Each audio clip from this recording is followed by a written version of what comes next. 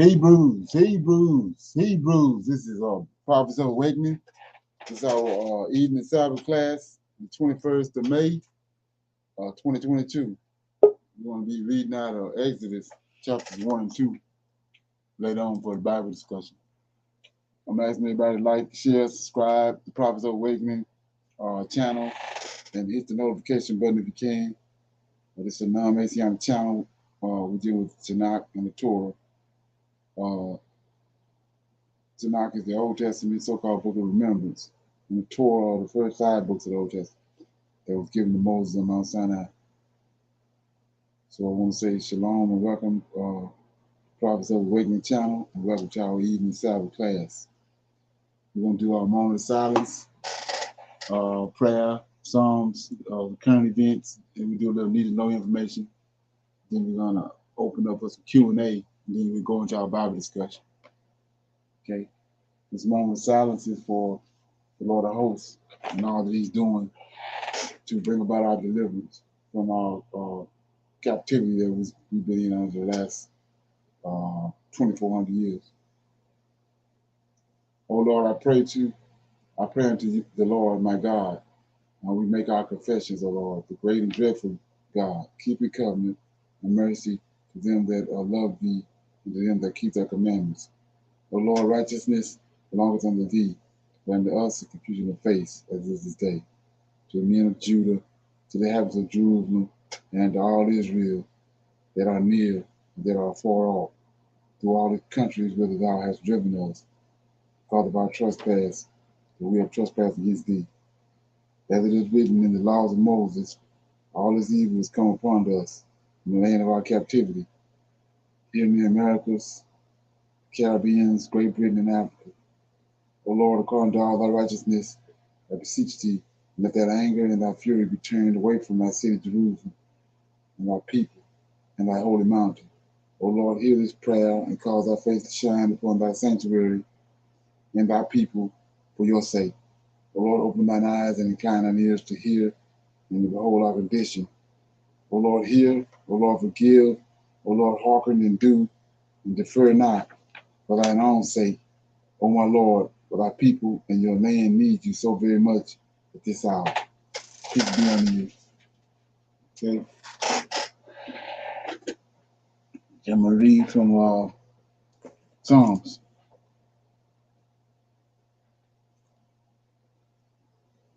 Okay.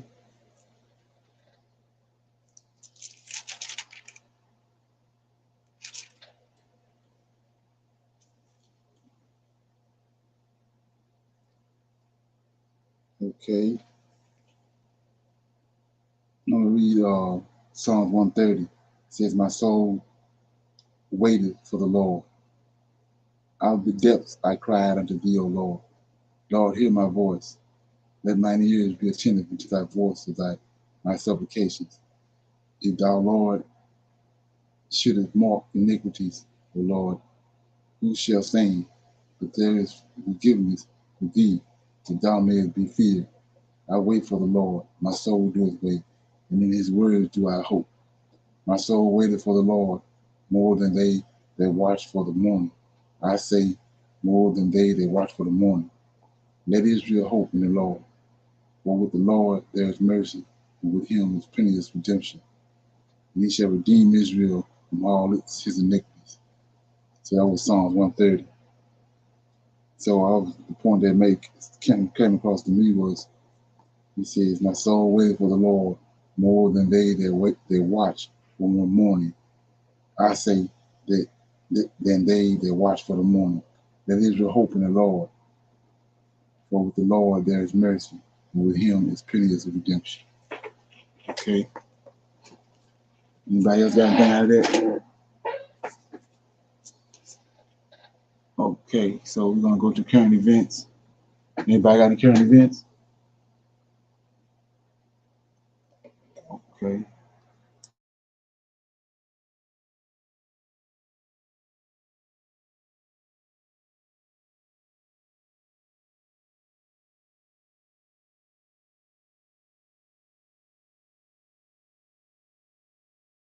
U.S. state of Massachusetts have recorded their first case of the rare monkeypox virus. Several European countries have reported cases, most recently in France. U.S. doctors are now investigating whether the Massachusetts case is related to the European outbreaks. Monkeypox is a rare viral infection usually found in small mammals in West and Central Africa. The spread of the virus is usually caused by people traveling to those areas. That's why doctors at the Massachusetts General Hospital in the US were initially surprised to be confronted with the disease in a patient.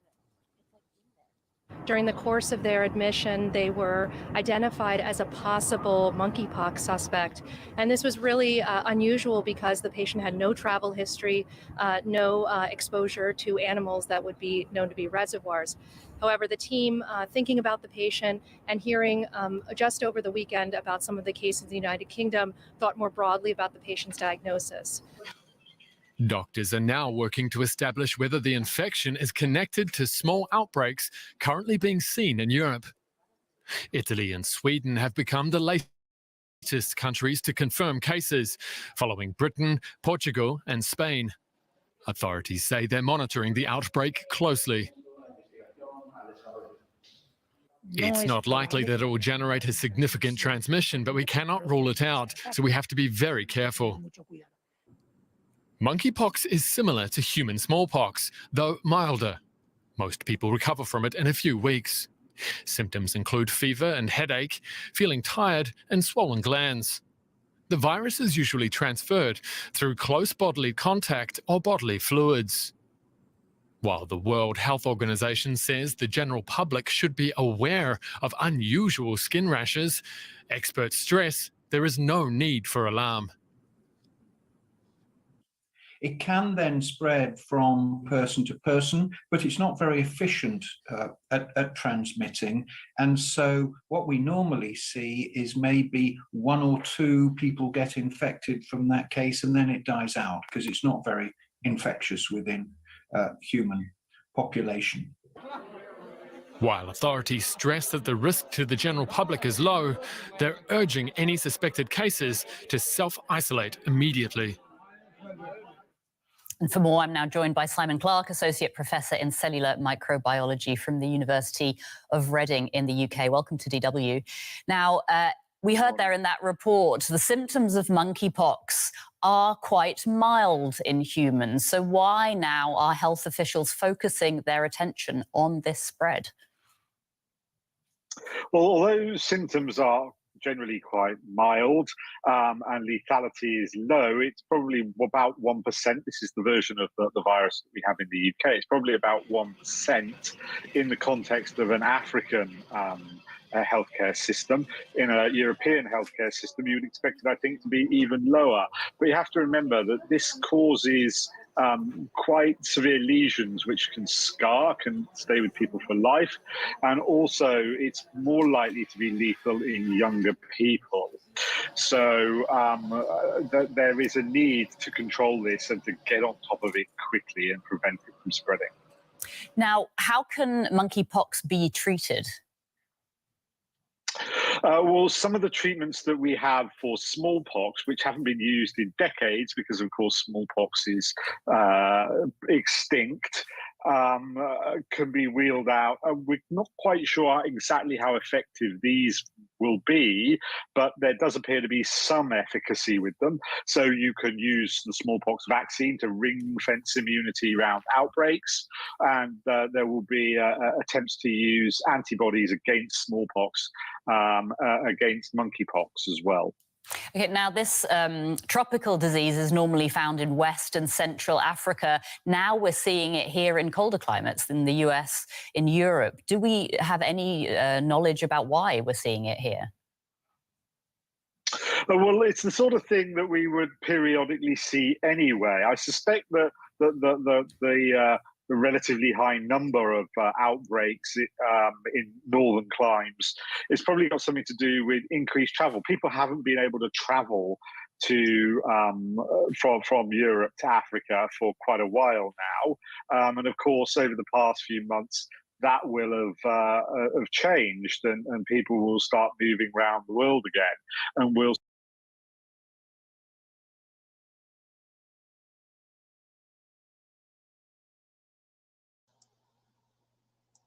Okay, anybody got any comments on that?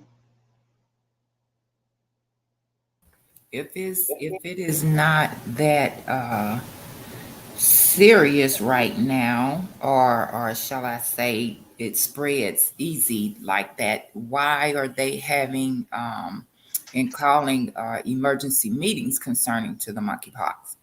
Right, yeah. It ain't adding up. Right. Like the guy was saying earlier this morning, how they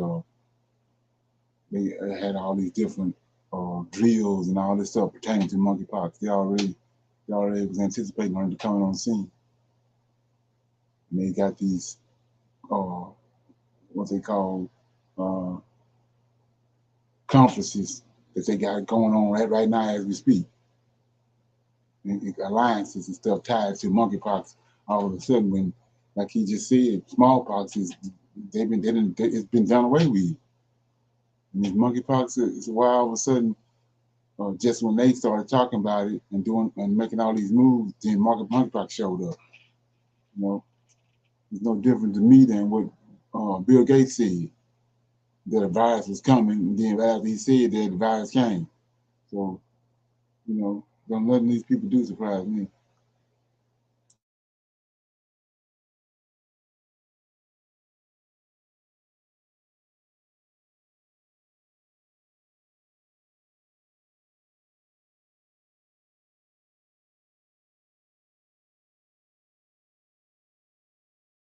To cooking oil, the price of basic staples skyrocketing across the globe. The reason for this is the war in Ukraine and droughts fueled by climate change. For countries, this is an alarming situation. Price hikes are worsening already existing food crisis, fueling protests in several countries across the world. In Argentina, thousands of farmers protested in Buenos Aires. This was against President Alberto Fernandez. His policies to curb inflation have been slammed by the agricultural sector. In the first 4 months of 2022, prices in Argentina rose to 23%. This includes a 6% jump in April. Things got so bad that people took to the streets. It's called Federal March for Work and Salaries. They demanded jobs, security, and a basic living wage.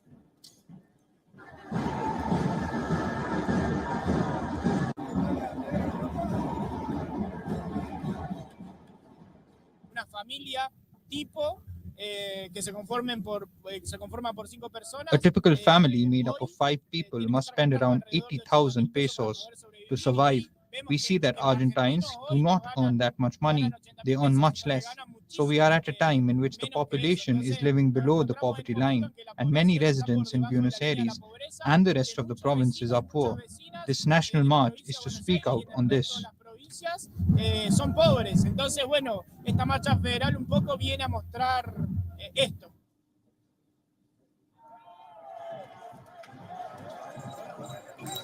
Not just in Argentina, people took to the streets all across Latin America. Protests continued in Chile, Uruguay, Venezuela, Colombia, as people slammed the rising cost of living.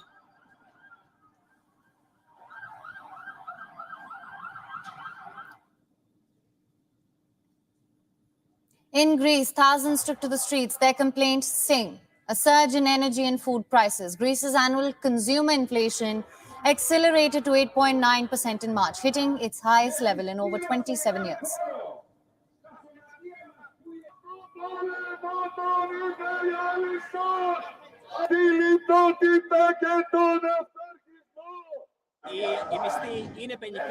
The wages are meager in comparison to the rising prices at the current time.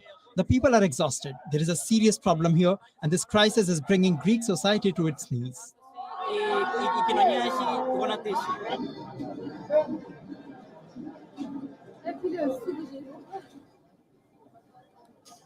In West Asia, too, the situation is no different. Prices of some essentials have shot up by as much as 300%. The surge has triggered widespread unrest. Earlier this month, Tehran slashed subsidies on basic food items. New prices of wheat and flour were announced. This is how people reacted to this.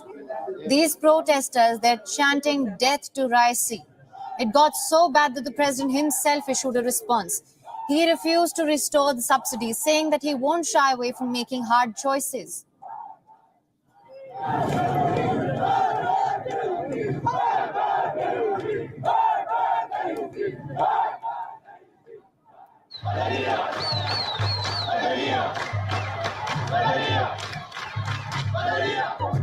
In Sudan, protests escalated into violence. A protester was shot and killed in the Sudanese city of Madani as demonstrators marched across the country to protest a military coup.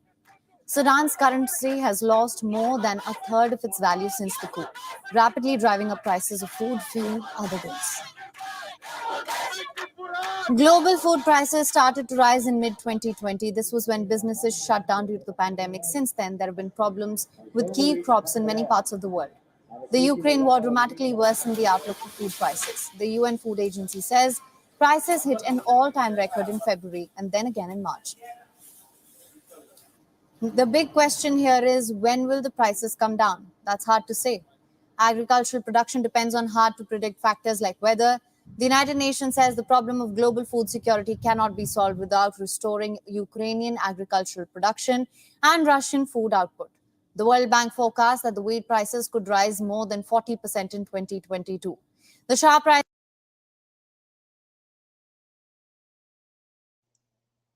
Okay. Any comments on that? Okay, we'll go to this last one. I think this one was pretty interesting too. We get it.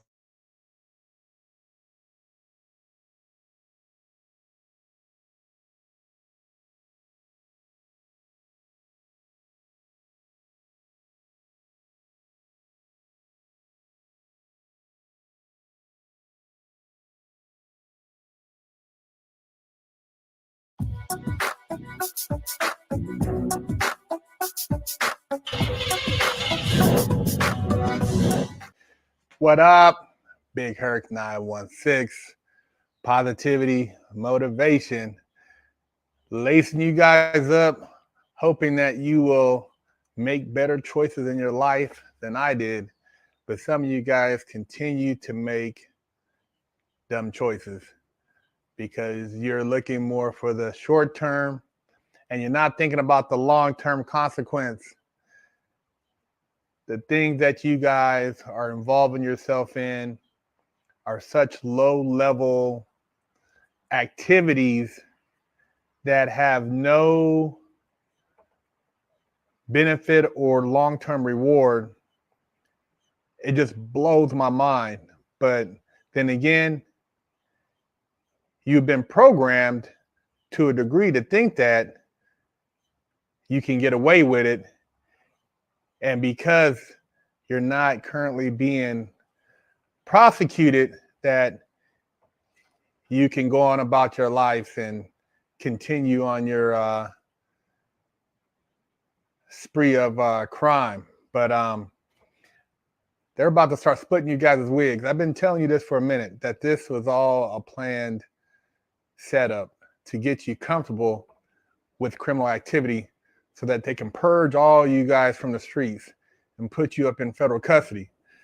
I was just listening, and they had a news conference where they're talking about they spent over 800 hours of overtime, the feds, building task force and basically putting together teams that are going to go and start prosecuting these crimes that involve carjackings, these robberies.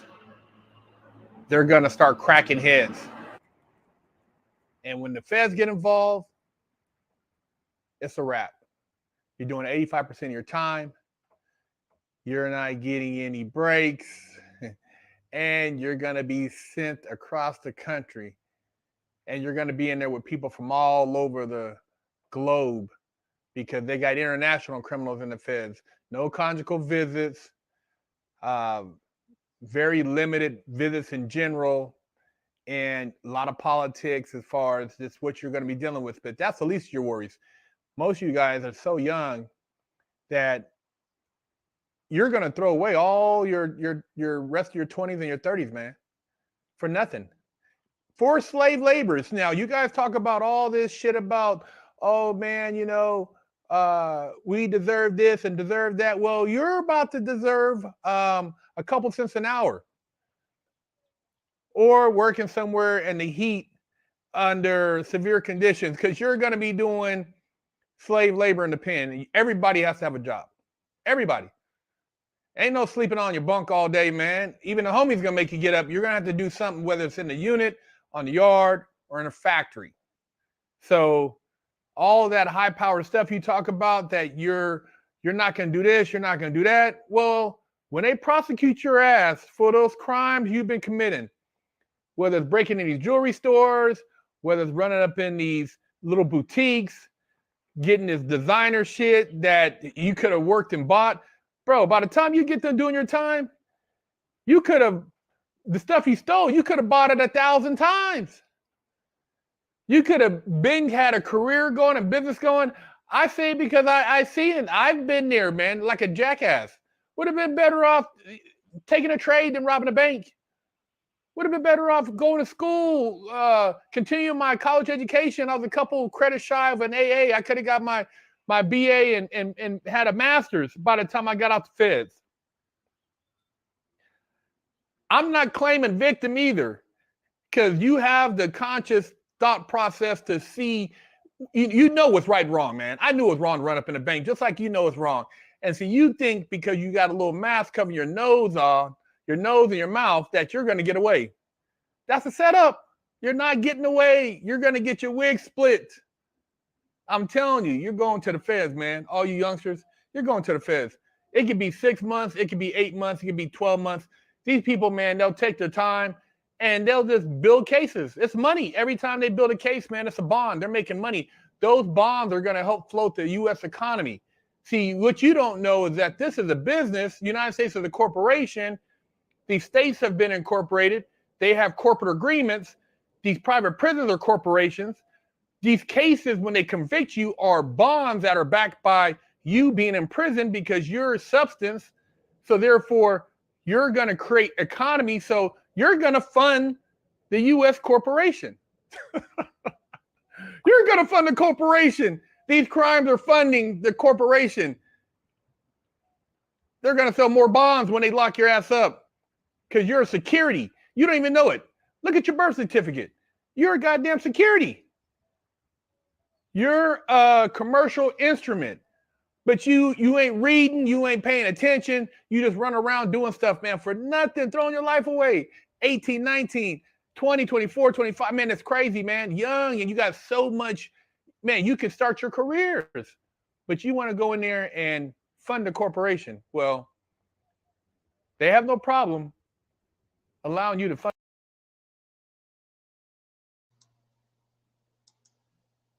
Okay, is it making any sense?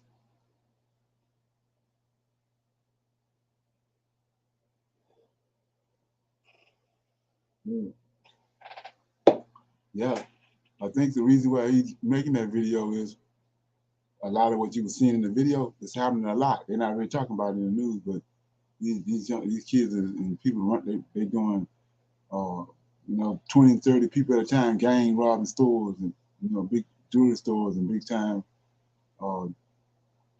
high-end clothing stores and stuff. It's going on every day. It's getting out of control. That's why I say it's going to come a time when they had that great migration that left and went up north. They can have a great migration and come back into the South.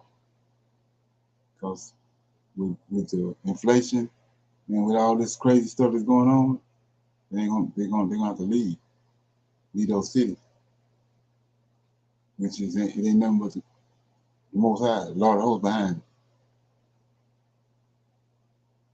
setting them up for evacuation. Okay. So with that being said, I'm gonna do a little need to know information. I think I talked about this a couple times on.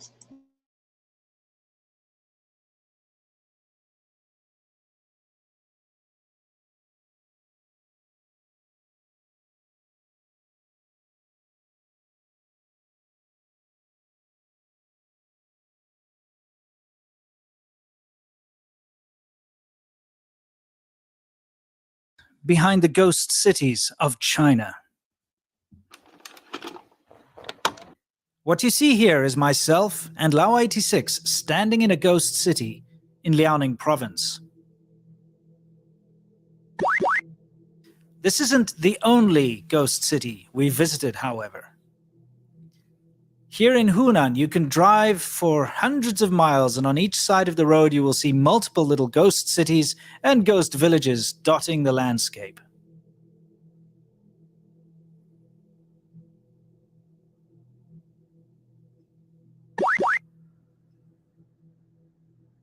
Let's head on to Shandong province next, and as you can see, right near the big city of Qingdao, as we rode our motorcycles through completely empty husks of buildings in another ghost city. These things dot the landscape all over China.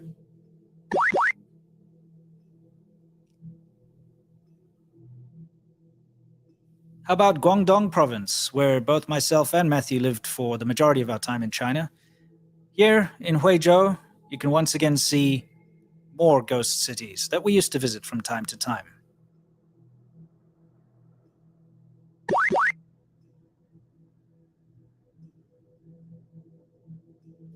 And of course, probably the most famous ghost city in China, Ordos, up in Inner Mongolia. Well, here you can see some of the photos I snapped as I went around the town, seeing all the Mongolian motifs and beautiful but empty, eerie, and soulless buildings, complexes, shopping malls, and housing estates.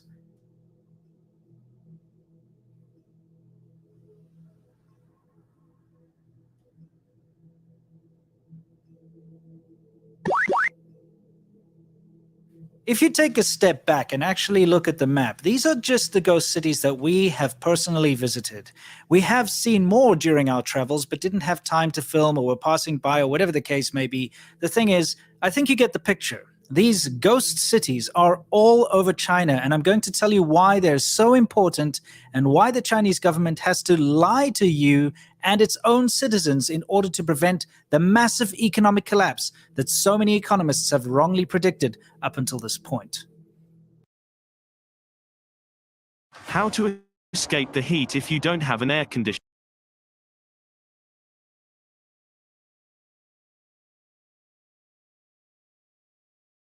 It always baffled me how ridiculously over the top the cost of apartments in China were.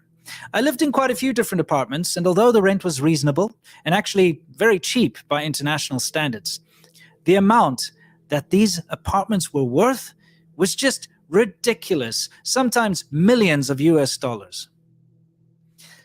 Well, it turns out that about 70% of China's wealth is stashed away in real estate. And, well, it's pretty easy to understand why. As an ordinary Chinese person, your investment opportunities are very, very limited and also extremely risky. The stock market has crashed several times, and the Chinese government randomly steps in and freezes, delists, meddles, and does whatever it wants in the stock market whenever it sees fit. I mean, we saw this with the whole Didi debacle and the Alibaba nonsense with Jack Ma disappearing, just to mention a few of the things they've done. Bitcoin is illegal, and all other means of investment are either not available to your average Chinese citizen or completely unappealing to your average person on the street. There is, however, one asset class that has never, ever faltered and has never, ever been unreliable, and that is Chinese real estate. You are and have been guaranteed for decades in China that if you buy an apartment, no matter how shoddily constructed, some fool is going to come along and buy it from you at a large profit. You can't go wrong. Buy an apartment, sit on it for a few years, sell it, make loads of cash, buy more apartments, sit on them, sell them for loads of profit. Rinse and repeat. It's a foolproof investment and a great retirement fund in a country that lacks even the most basic social programs. Of course, there's traditional significance to owning a house too, like the fact that if you want to get married, you have to show that you're a stable man and you have to have a house at the very least before you propose. The thing is, people are sinking their savings into real estate, and it's not the house they live in. Of course, if you can afford a house and you buy the house, well, when I say house, I'm talking about an apartment. You don't own the land, and it's actually only a 70-year lease. It's kind of a ridiculous situation. But anyway, you own that. But if you want to really make an investment, you need to invest in further property. So in other words, you have to buy another apartment. And usually, this is where the ghost cities come in. You see, owning a property in the cities is incredibly expensive. And for your average person, they just have to scrape by just to pay their rent or to pay for the apartment that they live in. Now, for your investment property or investment apartment, you need a cheaper option. So that's why they build these ghost cities out in the middle of nowhere. Nobody wants to go live there. It's far flung. It's like an hour or two's drive out of the city to get there at the very least. But that's why the apartments are affordable. And that's why people invest in them, because they're affordable. Because, you know, don't forget, in China, you buy an apartment, it doesn't matter where it is, the price is only going to go up, right? And that's why they create these ghost cities. And nobody goes and lives in them. They just buy and invest in them. And the thing is, once you've bought your investment property and you're not going to live in it, well, there's no point in doing anything to it. There's no point in installing plumbing or electricity, flooring, walls, windows, anything like that. In fact, investment properties around China in general are just complete husks that look like they're under construction still or part of a construction site. And there's a very good reason for this. And the reason is that if you were to spend the money to do all the decoration, to put in the plumbing, to put in the flooring, to put in the walls and everything else that goes along with it, the value of the apartment would actually go down. And this has got to do with Chinese traditional beliefs that if you buy an apartment that's already fully furnished and all set up, you will then be taking on the previous person's bad karma or bad juju or bad feng shui. So the whole thing is, if you buy an apartment and it is already decked out with decoration, you're going to knock that stuff out anyway and start fresh. So it's going to cost you money to basically destroy what's there and start from the beginning. So if you start with an empty shell, it's worth more to you. So why bother putting in all this stuff if it's going to make your apartment worth less? And also, why bother renting it? Because the rent that you will get is only a fraction of what you're paying for your mortgage anyway. I'll just give you a brief example. A friend of mine bought an apartment in Shenzhen, which of course is one of the most expensive real estate markets in the entire world. They were paying around 30,000 RMB a month for their mortgage, and they could only rent it out for a measly 4,800 RMB. So what's the point? There's really no point. You're getting a fraction of the cost back. Now you've got the hassle of a tenant. Now you have to go and make sure they're happy, deal with all their complaints. On top of that, you've devalued your apartment by actually making it livable. All of this aside, though, you stand to make a lot of money. Doesn't matter, like I said, doesn't matter what you buy or where you buy, as long as you're buying an apartment, at the end of the day, you will be able to sell it for more and you will be able to turn a big profit. And now you can probably see why Chinese real estate is, in fact, as we stand today, the most valuable asset class in the entire world. No joke. I mean, it's valued at something like $60 trillion. And without getting too financial on you here, because I'm not a finance guy, I can tell you that it takes up about 30% of China's GDP, or something stupid like that. We're talking.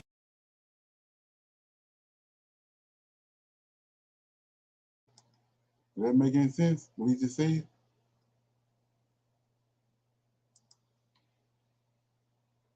No, it does not. I'm really trying to wrap my mind around why it's so overdeveloped. Yeah, it's crazy. It's like that can't last. That ain't making no sense. That is crazy. It said they just put the shell up. They don't no windows, no electricity, nothing, and they buy it.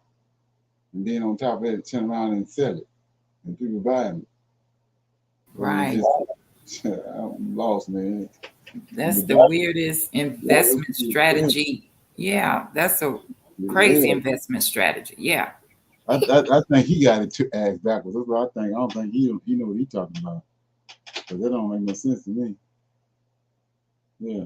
Ain't that something? Anybody got any? We're gonna go to some we're not gonna be on the long, not over an hour. We was on there this morning, almost 5 hours. Anybody got any Q&A or any questions or comments about anything? About this morning or last night? Okay. Okay, I'm gonna play this video right here and we'll talk about it. Then I'll go into the Bible discussion.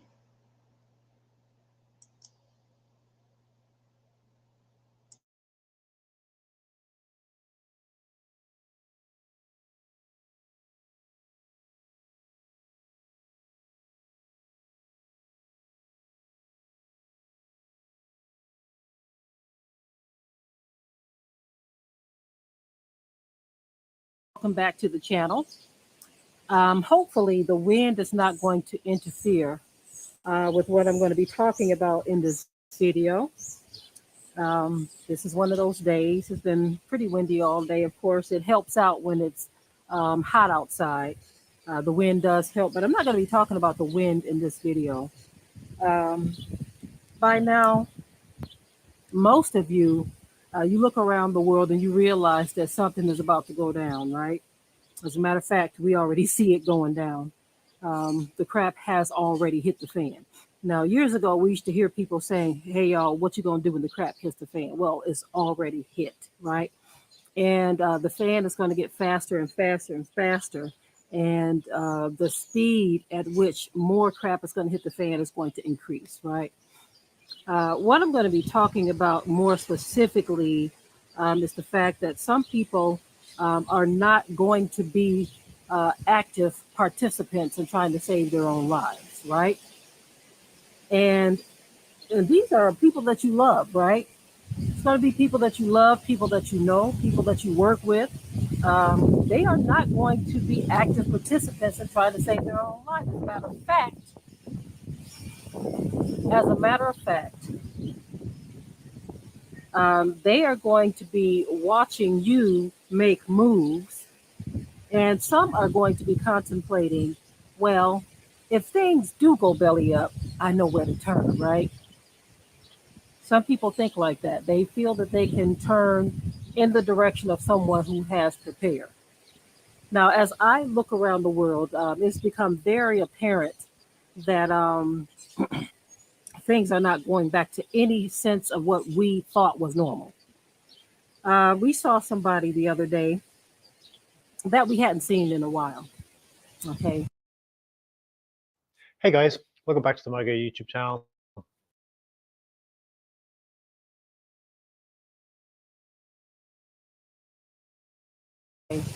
And they made a statement that, of course, none of us was shocked by it. As we talked about this thing, we were like, yeah, we're taking notes too. They were like, things have gotten so expensive. And they began to name off or itemize things that they were talking about, right?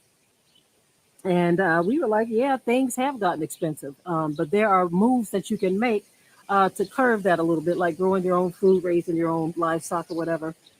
But, you know, in talking to this person, I said, you know, people that you don't normally talk about these things with, they are even getting to the point where they're like, there is a noticeable change in the environment. Something noticeable has happened. This is not something that can be ignored. See, you know, I would say a couple of years ago, a person could say, well, you know what, the price has gone up on this or the prices have gone up on that. But right now, there's a notable change in so many things that people who normally don't think about these things are starting to think about it. And they're starting to focus on it because things are going so high. Prices have gotten so high, it's ridiculous. Living is very, very expensive right now. It costs to live. And so with that being said, I feel like a lot of people who are dreaming of the future and the kind of future they wanted for their lives are going to be sadly mistaken. What I want young people to understand and to realize that you might not have that opportunity to just glide into a life that's even similar to what your parents have, okay, or what your grandparents have. You might not even have that opportunity, regardless of what their situation is right now. You might not even get 1/10 what they have, right? Because things have changed. When I saw that there was a shortage on baby formula, and I see the panic. I mean, everybody's talking about it right now. I see petitions about doing something about it.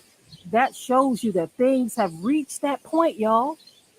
When I talked about the baby formula the other day, um, it was kind of like, okay, you know, some people breastfeed, some people don't. This is one of those things that hopefully it'll blow over. But now that I'm seeing all of the response to it, it's not something that's just blowing over. There are people literally panicking because they don't have baby formula for their babies, right? And so you ask yourself, why are all of these shortages and all of these different um, markets happening all at the same time? While we're seeing shortages, we are also seeing prices increase, right? Demands are increasing, prices are increasing, and product is decreasing, you see? And some people still just don't get it. At the same time, we're seeing these changes. We're feeling the pinch at the pump. We're having to dig deeper into our pockets or our wallets. At the same time, we're seeing all that. There's still large groups of people who just aren't paying attention. They don't see nothing, they don't hear anything, and they ain't preparing for one thing, right? They are what I call the those who are in La La Land. La La Land represents a place where a person don't have to think about nothing real. They don't have to think about what they're going to do for food. They don't have to think about where they're going to live because it's all about fun to them. Let me just jump to the Bible real quick, right? You know, the Bible says faith without works is dead.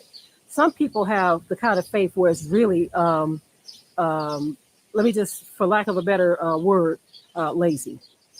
They really don't have faith. They're just lazy, right?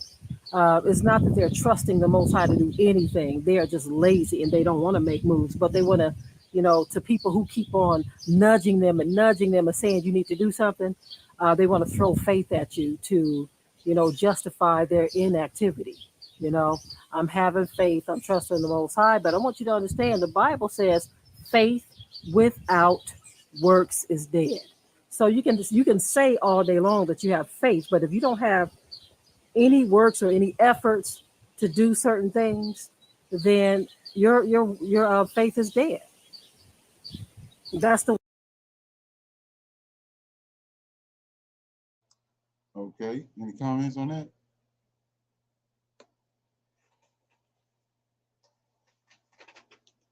Okay.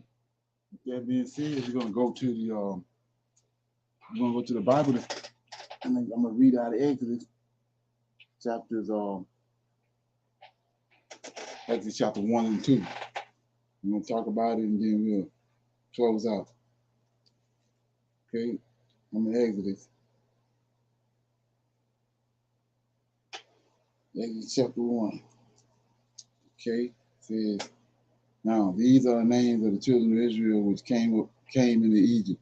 Every man in this household came with Jacob, Reuben, Simeon, Levi, Judah, Issachar, Zebulun, Benjamin, Dan, Naphtali, Gad, and Asher, and all the souls that came out of the loins of Jacob, 70 souls. But Joseph was in Egypt already. And Joseph died, and all his brethren, and all the generation, and the children of Israel were fruitful, and increased abundantly, and multiplied, and waxed exceedingly mighty, and the land was filled with them. Okay. Now there rose up a new king over Egypt, which knew not Joseph. And he said unto his people, behold, the people of the children of Israel are more and mightier than we. Come, let us deal wisely with them, lest they multiply, and come to pass that when there falleth out any war, they join also unto our enemies and fight against us, and so get them up out of the land. Therefore they did set over them taskmasters to afflict them with their burdens, and they built for Pharaoh treasure cities, Pythion and Ramesses. But the more they afflicted them, the more they multiplied and grew, and they were grieved because of the children of Israel. And the Egyptians made the children of Israel to serve with rigor. And they made their lives bitter with hard bondage and in mortar and in brick and in the manner of service in the field. All their service wherein they made them serve was with rigor. And the king of Egypt spake to the Hebrew midwives, of which the name of one was Shaphat, and the name of the other was Put. And he said, when ye do the office of the midwife to the Hebrew women, and see them upon the stools, if it be a son, then ye shall kill him. But if it be a daughter, then she shall live. She shall live, right? 17. And the midwives feared God, and did not as the king of Egypt commanded them, but saved the men, children alive. And the king of Egypt called for the midwives and said unto them, why have ye done this thing, and have saved the men, children alive?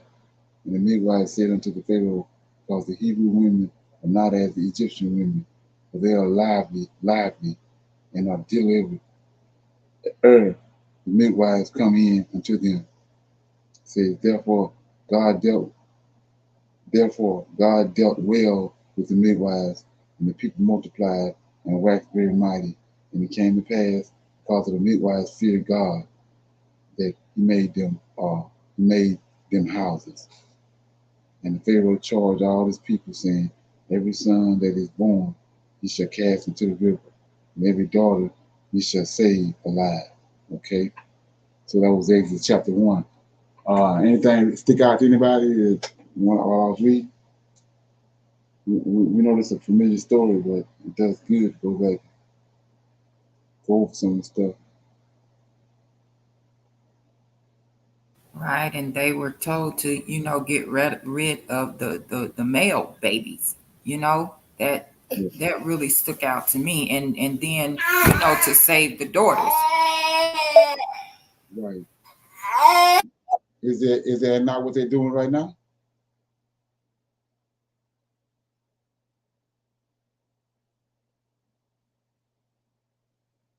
Okay. Yeah, they're doing the same thing right now. That's the same thing. They're doing the same approach. They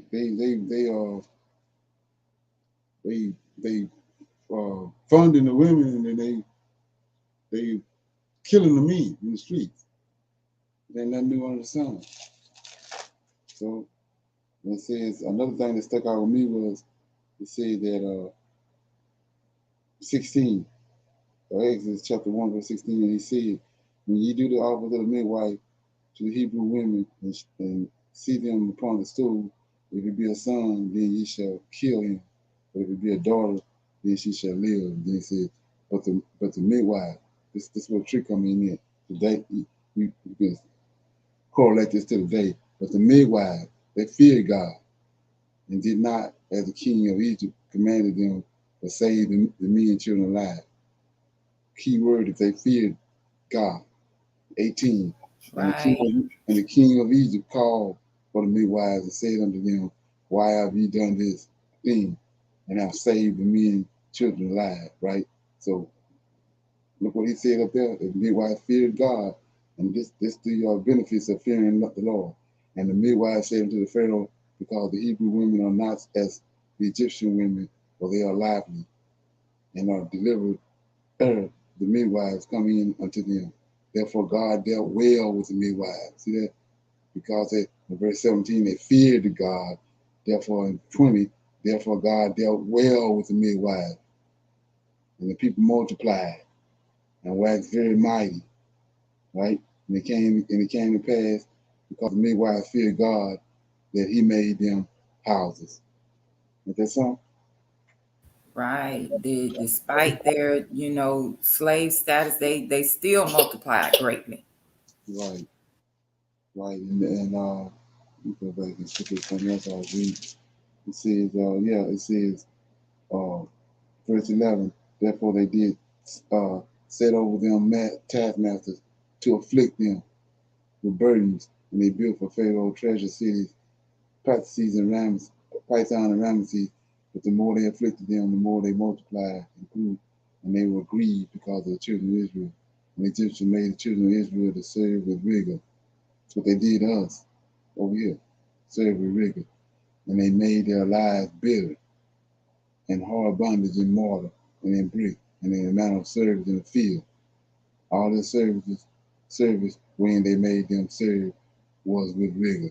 It's the same blueprint over here. And they brought us over here, same thing.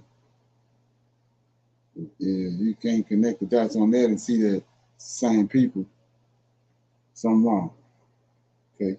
Right. I just want to make a little point about 19 again. And the midwife said unto the Pharaoh, because the Hebrew women are not as the Egyptian women, right, but they are lively. That's today, the same thing today. They know that it's something different about us, right, but they just don't know what. So like I said, last week, we are different. So we have to act different. We have to do different. Right. They know we're different. We have to realize that. Right. Well, I think they know what it is. I think they know what it is because that's why else would they be down in the slave quarter? True. Right. I'm saying as far right as to today's world. You know what I'm saying? They see certain black women and they know that it's something different about those women. Even when you're on Clubhouse and you go in a room and you're in a room with so-called Hebrew Israelites, they know it's something different about certain people because the way they speak, the way they act in the room. You know what I'm saying? Right. All of that. Right. Yeah. Right. Yeah. I was just saying that they're attracted to the trick to that is they know what the deal is with the Israelite woman, but it's the Israelite woman that don't know. They don't understand that the edge they got. The edge they got, Yahweh gave it to them. And that goes back to fearing him. They're not understanding the fact that the reason why you can do what you do is because of your creator. And the God is over you.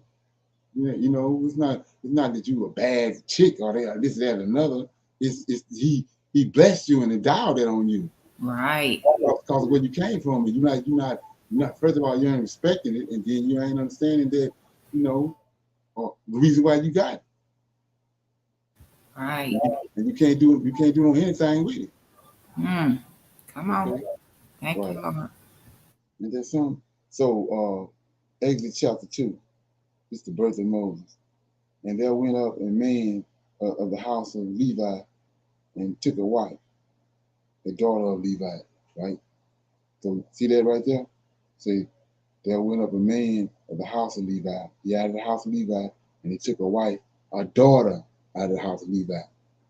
Come on. It says, and the woman conceived and bore a son, and when she saw him that he was a goodly child, she hid him 3 months. So let's look at that. So it says, and the woman conceived and bore a son, right? And she saw him that he was a goodly child. Why he a goodly child? There went up a man out of the house of Levi, and he took a wife for the daughter of Levi. Come on. That's why he goodly. The 3. The DNA and the genetics ain't went nowhere. All of it come out of the house of Levi. Okay, verse 3. And when she took not, when she could not no longer hide him, she took for him an ark of bulrush and dubbed it with slime and with pitch, and put the child therein, and she laid it in the flags by the river banks and sister stood afar, and his sister stood afar off to wit what would become of him. And the daughter of Pharaoh came down to wash herself at the river, and her maidens walked along by the riverside. And when they saw the ark among the flags, she went. She sent her maid to fetch it. And when she had opened it, she saw the child, and behold, the babe wept. And she had compassion on him, and said, "This is one of the Hebrew children." Then said her sister to Pharaoh's daughter, "Shall I go and call to thee the nurse of the Hebrew women, that she may nurse the child for thee?" And the Pharaoh's daughter said unto her, "Go." And the maid went and called the child's mother. And the Pharaoh's daughter said unto her, "Take this child away and nurse it for me, and I will give thee thy wages." And the woman took the child and nursed it, and the child grew, and she brought him unto Pharaoh's daughter, and she became her son. And she called his name Moses, and said, "Because I drew him out of the water."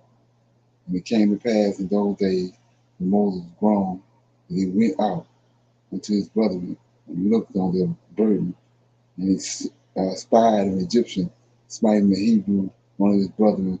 And he looked this way and that way, and when he saw that there was no man, he slew the Egyptian, and hid him in the sand. And when he went out was the second day, behold, 2 men of the Hebrews strove together, and he said unto him that did the wrong, "Wherefore smitest thou thy fellow?" And he said, "Who made thee a prince and a judge over us? Intended thou to kill me, as thou to this and these Negroes for you, that thou killed the Egyptian?" And Moses feared and said, "Surely this thing is known." Now when Moses heard this thing, he sought to slay Moses. And when the Pharaoh heard this thing, he sought to slay Moses. But Moses fled from the face of the Pharaoh and dwelt in the land of Midian, and he sat down by a well. Now the priest of Midian had 7 daughters, and they came and drew water and filled the trough to water their father's flock. And the shepherds came and drove them away. And Moses stood up and helped them and watered their flock. And when they came to Raoul, their father, he said, "How is it that ye come soon, so soon today?" And they said, "An Egyptian delivered us out of the hands of the shepherds, and also drew water enough for us and watered the flock." And he said unto his daughters, "And where is he? Why is it that ye have left the man? Call him, that he may eat bread." And Moses was content to dwell with the man. And he gave Moses Zephon's daughter, and she bore him a son, and he called his name Gershom. For he said, "I have been a stranger in a strange land." And it came to pass in process of time that the king of Egypt died, and the children of Israel sighed by reason of bondage, right? And they cried, and their cry came up unto God by reason of the bondage. And God heard their groanings, and God remembered his covenant with Abraham and with Isaac and with Jacob. And God looked upon the children of Israel and said, and God had respect unto them, right? So that was chapter 2. Anybody got any comments on that? Anything stuck out?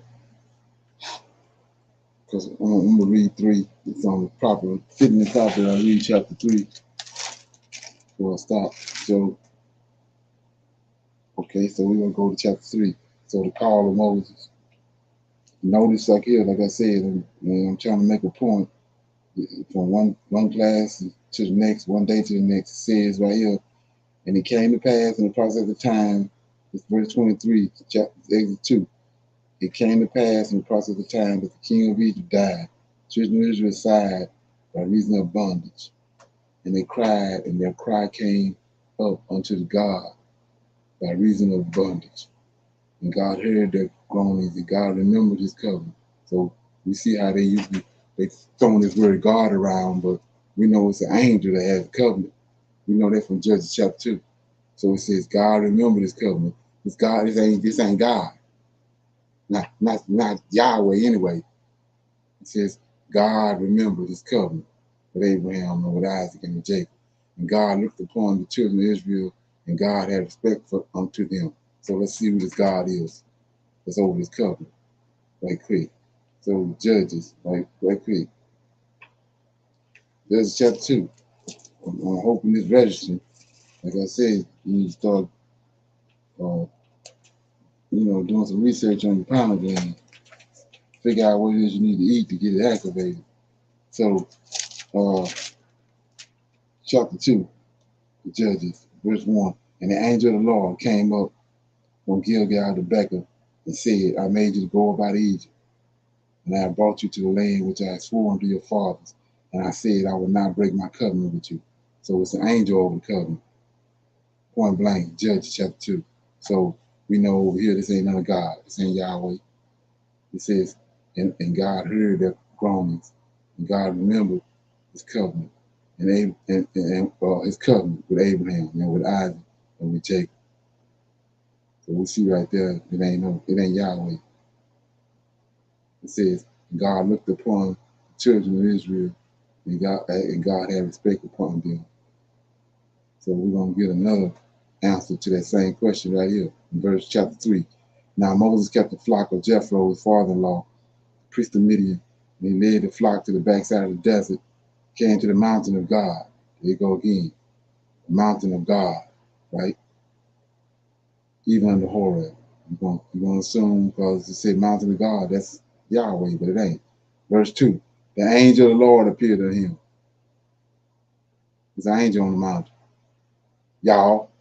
So it's an angel on the mountain. Appeared unto him in the flame of fire out of the midst of the bush. And he looked, and behold, the bush burned with fire, and the bush was not consumed. Moses said, I will not turn aside to see this great sight, while the bush is not burned. And when the Lord saw that he turned aside to see, God called on him out of the midst of the bush and said, Moses, Moses. And he said, Here I am. And he said, Draw nigh hither, pull off thy shoes from off thy feet, for the place wherein thou standest is holy ground. Moses said, I am the God of thy father Abraham, God of Isaac, God of Jacob. And Moses hid his face, for he was afraid to look upon God. So let's look at it. Let's look at it again. It's twice he done said that. This is the reason I'm going to deal with it. I passed it up over in verse 21. He says, verse 24. Chapter 2, verse 24 says, and God heard their groanings, and he remembered the covenant with Abraham, with Isaac, and with Jacob, right? So we added it again in chapter 3, verse 6. Moreover, he said, I am the God of thy fathers, the God of Abraham, the God of Isaac, and the God of Jacob, right? And Moses hid his face, right? For he was afraid to look upon God, right? So let's go back and look at what's going on. Make me deal with it. We're in Genesis chapter 48. Okay? This is when Abraham blessed the boys. So Jacob blessed Joseph's son. I'm in chapter 48 of Genesis, starting at verse 8. And Israel beheld Joseph's sons and said, Who are these? And Joseph said unto his father, They are my sons, whom God have given. See, they go to God again. They are my sons, whom God have given me in this place. And he said, Bring them, I pray thee, unto me, and I will bless thee. Now the eyes of Israel were dim for age, so that he could not see. And he brought them near unto him, and he kissed them, and he embraced them. And Israel said unto Joseph, I had not thought to see thy face, and lo, God hath showed me also thy seed. Right? And Joseph brought them out from between his knees, and he bowed himself with his face toward the earth. And Joseph took them both, Ephraim in his right hand, toward Israel's left hand, and Manasseh his left hand toward Israel's right hand, and brought them near unto him. And Israel stretched out his right hand and laid it upon Ephraim's head, who was the younger, and his left hand upon Manasseh's head, guiding his hand wittingly. And Manasseh was the firstborn, right? So they understand all this. That's why Cain Cain fighting his way out of the womb to get out of first, to reap these benefits the same way Esau and Jacob. They fighting the womb for these benefits right here, try to get out first, right? So 15 says, and he blessed Joseph and said, God, now here you go, right here. I just read those 2 verses. The God of Abraham, the God of Isaac, the God of Jacob. And Joseph, we're going to verify right here who this is. Verse 15, and he blessed Joseph and said, God, before whom my fathers, Abraham, Isaac, did walk, the God who fed me all my life unto this day. Verse 16, the angel, that's who this God is. The angel which redeemed me from all evil. Bless the lads and let my name be named on them, and the name of my fathers, Abraham, Isaac, and let them grow in a multitude in the midst of the earth. Let's go back and read it again. For the naysayers. And he blessed Joseph, and he said, God, before whom my fathers, Abraham, Isaac, did walk, the God who fed me all my life long unto this day. 16, the angel which redeemed me. You go to this, he's showing you right here, the God is over Israel is the angel, not only that, he's the redeemer, which redeemed me. See that? Okay, you can't redeem Jacob and don't be the redeemer. And you can't be the redeemer, redeem Jacob, then come 500 years later. Okay, that's bullcrap. The angel which redeemed me from all evil, bless the lads, and let my name be named on them, and the name of my father Abraham and Isaac, and let them grow in a multitude in the midst of the earth. And when Joseph saw that his father laid his right hand upon the head of Ephraim, it displeased him.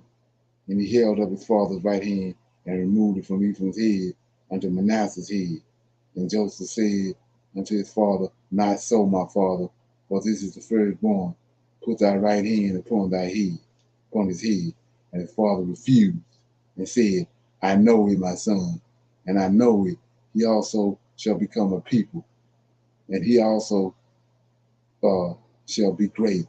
But truly, the younger brother shall be greater than he, and his seed shall become a multitude of the nations. So this is what I mean about, like I said, rightly dividing the scriptures, and then the Most High got a group of men, the Levites, that he took out among, he separated them from the rest of Israel, the other 11 tribes, and these are the men he's dealing with, and that ain't changed, and it ain't gonna change. So let's look at it. He just told them over here. This is what I mean by being able to rightly divide the scripture. So we start out right here in 48. And he told them out the gate. It says, verse 10. Now the eyes of Israel were dim for age, so that he could not see.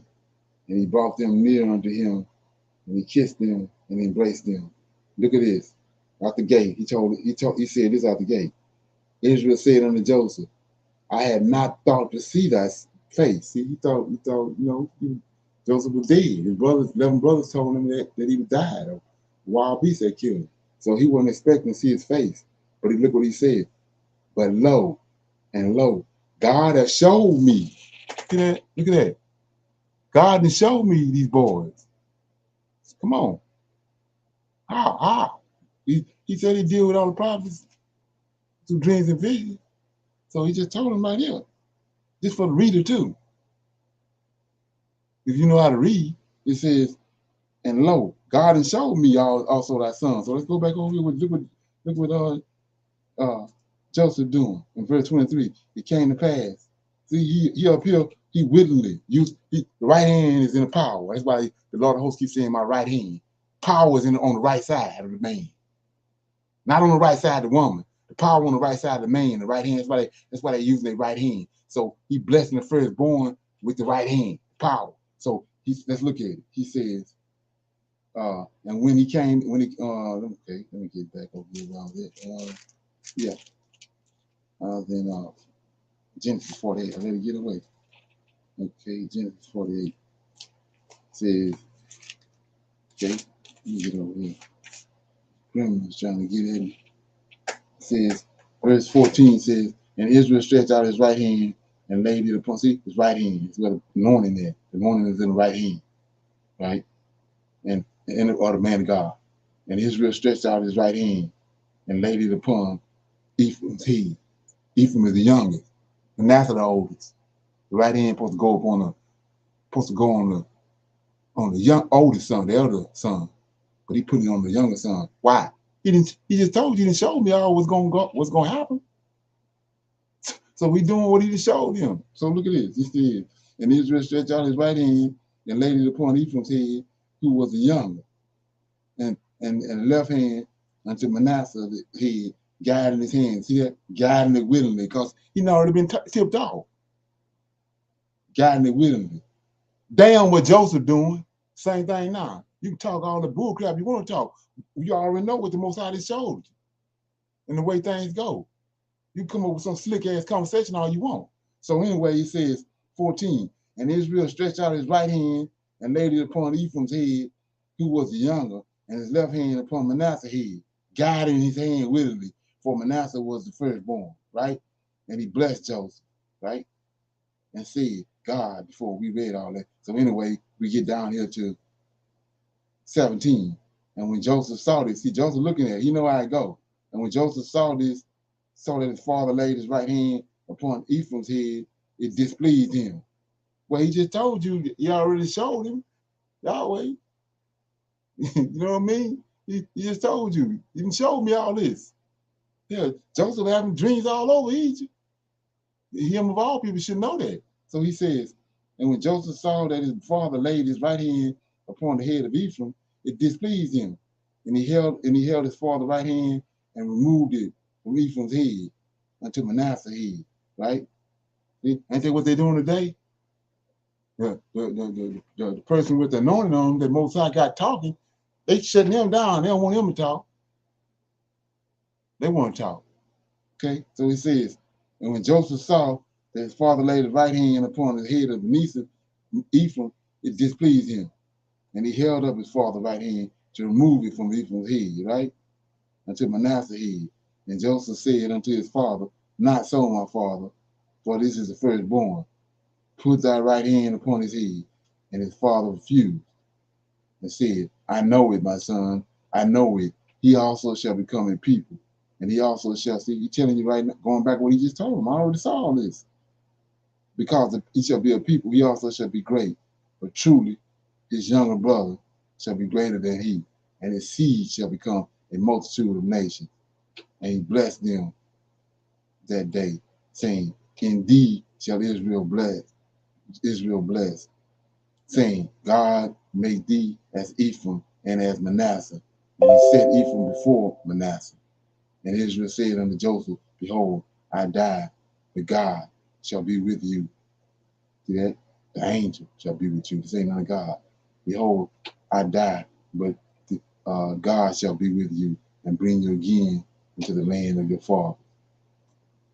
And moreover, I have given to thee one portion above thy brethren, which I took out of the hand of the Amorites with my sword and with my bow. Now let's look at this right here, right quick. You know, so it says right here, this, like I said, I don't know how many precepts that's got to be, light got to be shined on for people to get this. So he said 21, and Israel said to Joseph, behold, I die, but God shall be with you and bring you again into the land of the Pharaoh of your fathers. Let's go look at it. Exodus chapter 23. Let's look at it.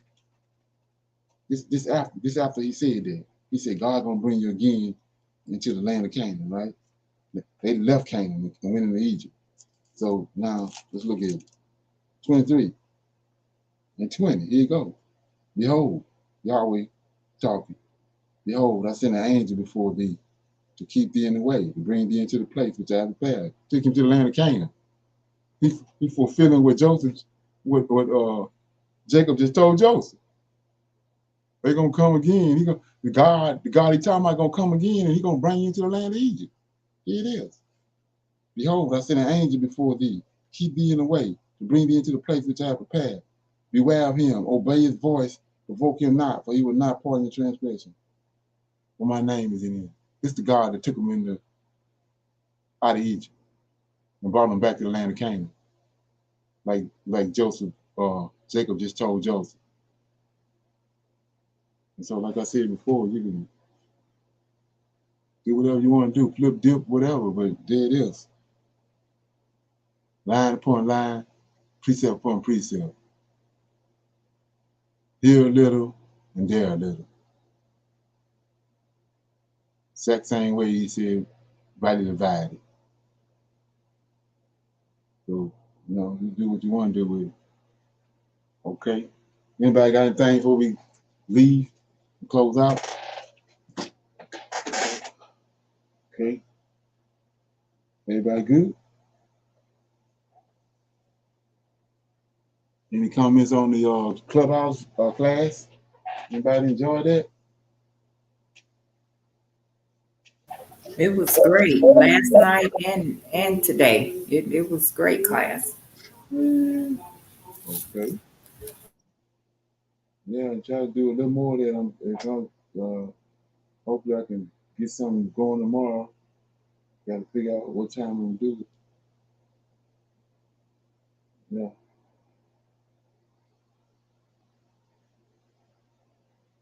You get a lot more. You get a lot more interaction, and a lot more information is being able to be passed around on Clubhouse. That's what I like about it. Is there something?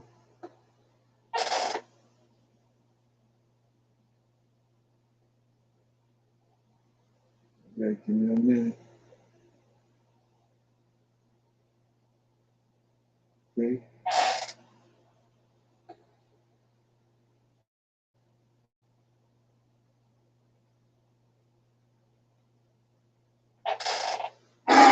Okay.